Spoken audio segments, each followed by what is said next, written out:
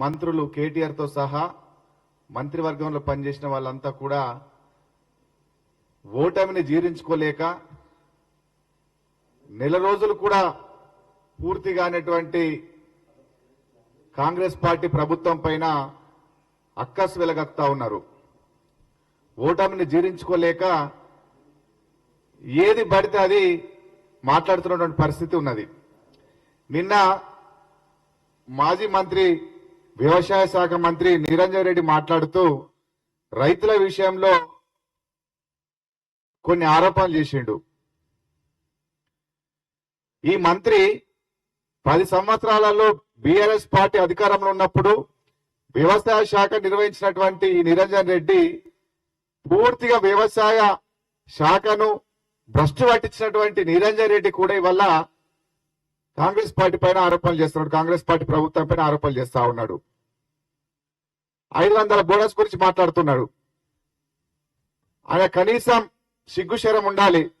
ఖరీఫ్ లో ఏ పంట ఎప్పుడు పూర్తవుతుంది, ఎప్పుడు మొదలై ఎప్పుడు పూర్తవుతుంది అనే విషయంలో పూర్తిగా అవగాహన ఉండి మాట్లాడాలి. ఆయన కాంగ్రెస్ ప్రభుత్వం ఏర్పడే నాటికి ధాన్యం అనేది 70% ఆల్రెడీ పంట అయిపోయింది. దాని విషయంలో కూడా బోనస్ గురించి మాట్లాడుతా ఉన్నాడు. మరి ఆయనకు వ్యవసాయం మీద అవగాహన ఉన్నదో అనుభవం ఉన్నదో మరి తెలుసో తెలియకనో ఇష్టం వచ్చినట్టు మాట్లాడుతా ఉన్నాడు. మరో దిక్కు రుణమాఫీ గురించి మాట్లాడుతా ఉన్నాడు. నేను అడుగుతా ఉన్నా నిరంజన్ రెడ్డిని, నీవు కూడా రుణమాఫీ గురించి మాట్లాడుతున్నావు అంటే నీ కనీసం సోయి శరం ఉండాలా? 10 సంవత్సరాల కాలంలో మీ ప్రభుత్వం హామీ ఇచ్చి రుణమాఫీ చేయకపోతే రైతులు వడ్డీలు కట్టలేక ఇబ్బంది పడతా ఉంటే రైతుల ఖాతాలోకి ఏ డబ్బులు వచ్చినా జమ చేసుకొని రైతులు ఇబ్బంది పెట్టినటువంటి సందర్భాలలో ఒక్కనాడు కూడా నువ్వు మాట్లాడినోడివి ఇవాళ రుణమాఫీ గురించి మాట్లాడుతా ఉన్నావు. గడిచిన 5 సంవత్సరాలుగా ఏకకాలంలో మాఫీ చేస్తామని చెప్పి చివరకు ఎన్నికలు దగ్గరకు వచ్చే సమయంలో మాఫీ చేస్తుంటే ఏనాడు కూడా మాట్లాడలేవు. మరి 5 సంవత్సరాలు గుర్తుకు రాలేదా? మీరు మాఫీ చేసినటువంటి రుణమాఫీ కూడా కేవలం 50% మందికి చేసి మిగిలినందుకు కూడా అట్లే ఉంచి రైతులు ఇబ్బంది పెట్టినటువంటి మీరు ఇవాళ రుణమాఫీ గురించి మాట్లాడుతా ఉన్నారు. మీరు చేసిన నిర్వాహకం, మీరు చేసినటువంటి తప్పిదాలు ఇవాళ మేం రైతులను ఆదుకోవాల్సిన పరిస్థితి వచ్చింది. ఆనాడు ఏనాడు కూడా మాట్లాడలేవు, ఇవాళ రుణమాఫీ గురించి మాట్లాడుతా ఉన్నావు. ఒక వ్యవసాయ శాఖ మంత్రిగా రాష్ట్రంలో రైతులను ఆదుకోవాల్సింది పోయి రాష్ట్రంలో రైతులు ఎక్కడైనా కష్టాలు పడితే నష్టాలు పడితే వాళ్ళ తరపున నువ్వు మాట్లాడాల్సింది పోయి ఏనాడు కూడా నీ 5 ఏళ్ల కాలంలో గడిచిన 5 సంవత్సరాల్లో ఎక్కడ కూడా మాట్లాడలేవు.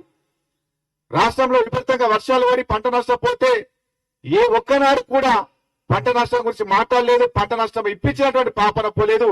నువ్వు ఇలా రైతుల గురించి మాట్లాడుతా ఉన్నావు.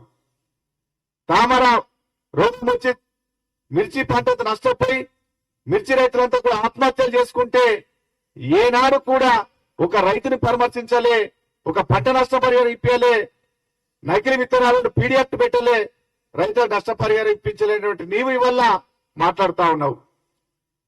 నీ వ్యవసాయ శాఖ ఉన్న రోజుల్లో కనీసం రైతులకు పంట బీమా కూడా ఇప్పించలేనటువంటి దుస్థితిలో ఉండి నీ అసమర్థతను ఉన్నటువంటి నువ్వు ఇవాళ మా ప్రభుత్వంపై నోటుకొచ్చినట్లు మాట్లాడుతా ఉన్నావు. కనీసం బుద్ధి జ్ఞానం ఉండాలి.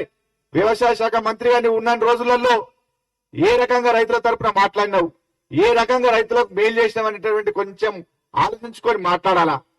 ఇవాళ రైతు బంధు అని చెప్తా ఉన్నావు. నువ్వు రైతు బంధు గురించి మాట్లాడుతున్నప్పుడు ఎన్నికలు వస్తే నీకు తెలుసు. మరి ఏదైతే లిక్కర్ సంబంధించిన టెండర్లు ఏదైతే ఉందో 3-4 నెలల ముందు నువ్వు ఏ రకంగా టెండర్ పిలిచి డబ్బులను తీసుకున్నావో, డబ్బులు జమ చేసుకున్నారో మరి అదే ఎన్నికల కంటే ముందు, నోటిఫికేషన్ కంటే ముందు రైతు బంధు రైతులకు వేయాలనేటువంటి సోయి మీకు ఎందుకు లేదో ఒకసారి మీరు సమాధానం చెప్పాలని చెప్పేసి నేను మీడియా ద్వారా నిరంజన్ రెడ్డిని అడుగుతా ఉన్నాను. అనేక రకాలుగా రైతులు నష్టపోతే ఇవాళ రైతు బంధు అని చెప్తా ఉన్నావు. రైతు బంధు ఇచ్చిన తర్వాత మీరు రైతులకు రావాల్సిన సబ్సిడీలను ఆపేసారు కదా, మరి అవెందుకు గుర్తుకు రాలేదు? వాటి విషయంలో ఏనాడైనా మీ ముఖ్యమంత్రితో మాట్లాడి రైతులకు సబ్సిడీలు కావచ్చు, వడ్డీ రైతులు కావచ్చు, వ్యవసాయ యంత్రాలు కావచ్చు, డ్రిప్ కావచ్చు, ఏనాడైనా రైతులకు ఇప్పించే ప్రయత్నం చేసినవా? ఏ ఒక్కనాడు కూడా మాట్లాడలే. ఏమనంటే రైతు బంధు అంటారు. మరి రైతు బంధుతో పాటు ఇవన్నీ కూడా గతంలో కాంగ్రెస్ పార్టీ ఇచ్చినటువంటి సంక్షేమ పథకాలను ఎందుకు నిలిపేసిండ్రో మీరు ఒక్కసారి సమానం చెప్పాలా.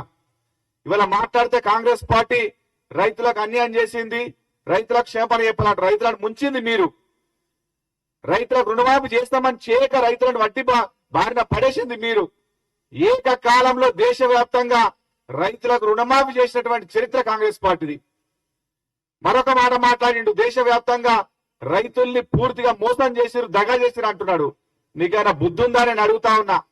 ఇవాళ దేశంలో స్వతంత్రం వచ్చిన తర్వాత వ్యవసాయాన్ని ఈ స్థితికి తీసుకొచ్చి బాగు చేసింది కాంగ్రెస్ పార్టీ.